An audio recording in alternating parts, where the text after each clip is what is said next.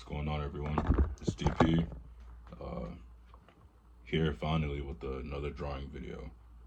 This video is going to be split into at least 3 to 4 parts because it's a long video, so I'm just going to split it up. I'm going to be going over the digital rendering process of this Matt Murdock piece that I did a little over a year ago.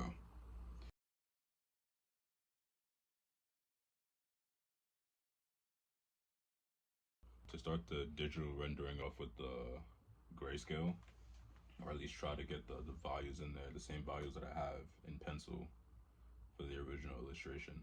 But this is actually my first time starting off with just black, or rather, not black, but values of shadow and darker colors. This is a technique that I had just picked up off of, I can't remember which video it was, but if I find it, then I'll leave a link in the description below. But yeah, you see right here, I'm just getting down the pants and the tie because I want them to be roughly around the same value, because they're both gonna be in like the darkest point of his silhouette. Directly in the middle is a tie, and then directly leading into that would be his clothing, his pants. So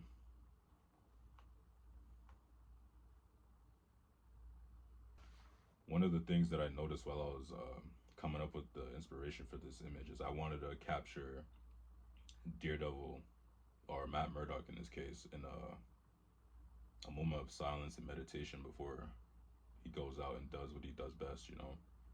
So it's more like a calm before the storm type situation. Like he's dwelling and knows what's coming, you know? And Daredevil's he's a very patient character, yet very eager to get in and get his hands dirty. You know, we all know that he enjoys doing what he does to a point, you know.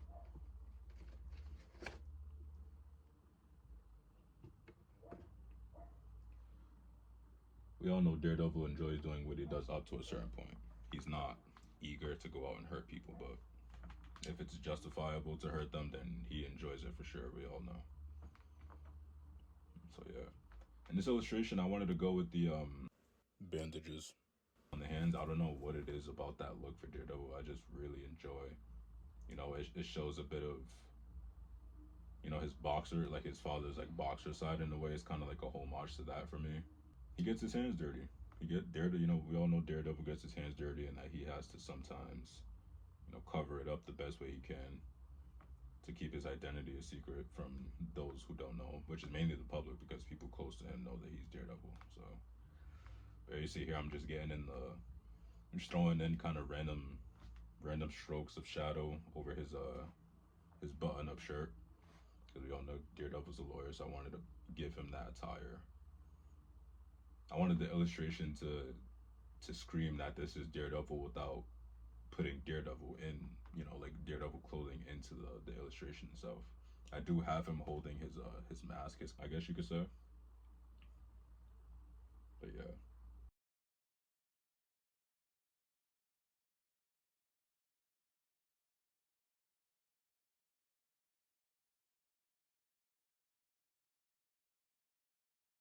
Right now I'm working on the hair. You see here, there's like a thing known in the art world where if you draw fast, you might find better lines, and you know, lines that you can come back to and keep. So when it comes to the hair, for most characters, you know, I kind of just wing it. I just go in with strokes, and whichever ones that don't follow the same energy of where, you know, the motion of the hair is going, then I let those go and I do it over and over again until I find an angle, or you know, just a value of, like I said, an energy, like energy of where the hair is going, or whichever way the wind is blowing. I try to indicate that in the hair as well. But seeing that he's inside of a cathedral where it's, you know, it's really quiet, and you know, there's nowhere to really open windows inside cathedrals, so you know, he's still.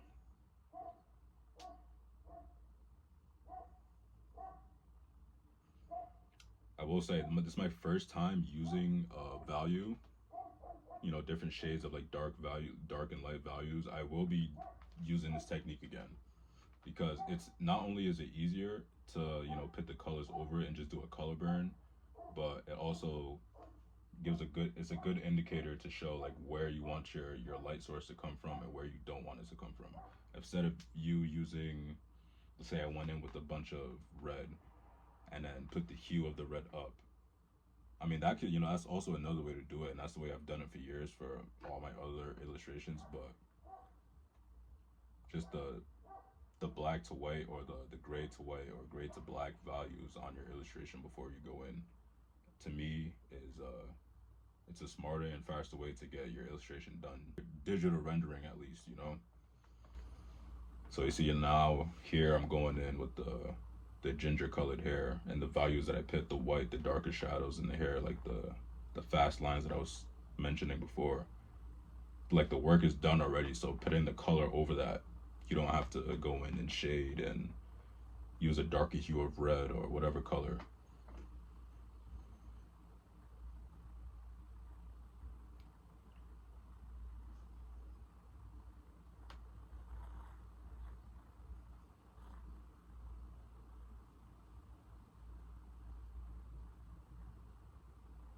And here you see I'm just putting down the basic layouts for the stonework of the statues and the pillar that's on in front of the steps that he's sitting on.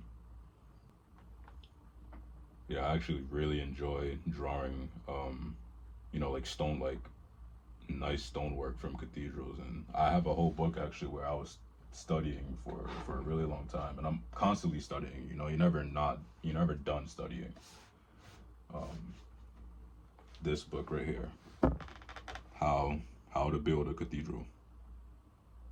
I've been studying this book for a really long time. Every time I open it, I notice something different. I learn something new. And, I figured if I could read and look at pictures of how a cathedral is built, then I could be, not only create my own cathedrals, but I can also, just like if I'm drawing my own comic, and I am drawing my own comic, so stay tuned for that. It's going to be a while before that gets put out, but it's on the way. I can easily, if I know the insides and outs of a cathedral, and I'm drawing a scene where a part of a cathedral gets destroyed, it's not just going to be filled with a bunch of like bricks and then cracks or whatever may have you. It'll be the inside of a cathedral, or like outside looking in or inside looking out. I have other illustrations as well where I demonstrate that kind of. Let me see if I can show you guys another one. Like I said, the insides of cathedrals, the statues that you usually see inside cathedrals. If you know how one looks like inside and out, or how one is built, then the possibilities are endless of you showing or showcasing in your work the environment, or that what the environment is supposed to look like after a certain point in the story, like after a certain event. And that goes for any structure. It could be a futuristic, mega building, or it can be, like, as I said, a cathedral, or, the inside of a hospital, things of that nature.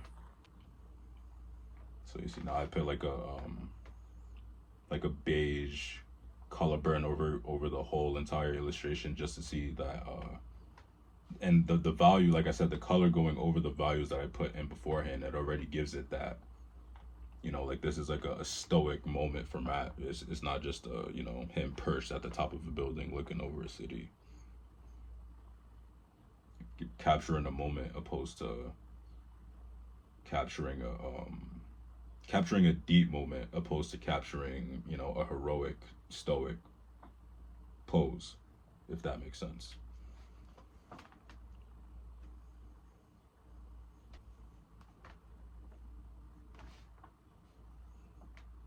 But yeah, this will be part one of at least three, like I said, 3 or 4. And I hope you guys enjoyed this part one. If you guys have any questions about anything that I'm doing so far, please let me know, and I'll probably answer it in a future video.